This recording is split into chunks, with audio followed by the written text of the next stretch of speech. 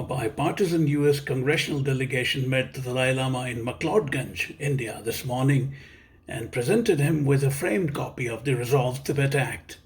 The act, which, among other things, says it is US policy that the dispute between Tibet and China remains unresolved in accordance with international law, is now headed for a signature by President Joe Biden.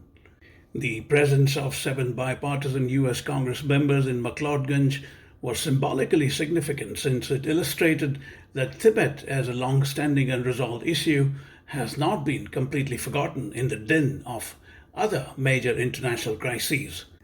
The delegation consisted Republican Representatives Michael McCall, Nicole Maliotakis, Meredith Miller Meeks, and Democratic Representatives Jim McGovern, Nancy Pelosi, Gregory Meeks, and Ami Bera. The act that pressures China to resume direct negotiations with the Dalai Lama's envoys or the democratically elected leaders of the Tibetan people is a significant symbolic win that may not make any tangible impact on Beijing in the immediate future. The act leans on the Chinese government to resume negotiations which have been stalled since 2010. Even when the negotiations stalled 14 years ago, Beijing had shown no particular inclination to resolve the Tibetan dispute.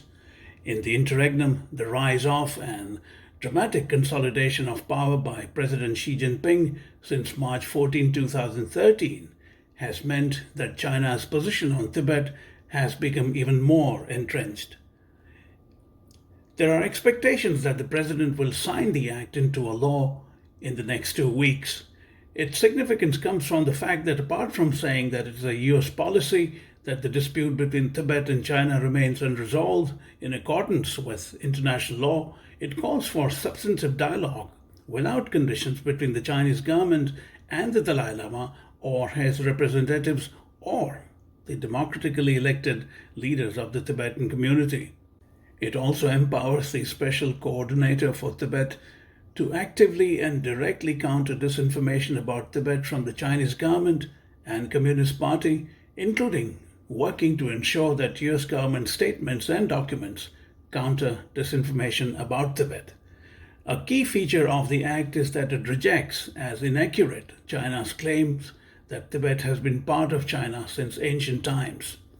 Notwithstanding that it is largely symbolic, to the extent that the Resolve Tibet Act keeps the Tibetan issue alive in the consciousness of the international community, as well as reiterate Washington's firm commitment to its amicable resolution, it is a remarkable development.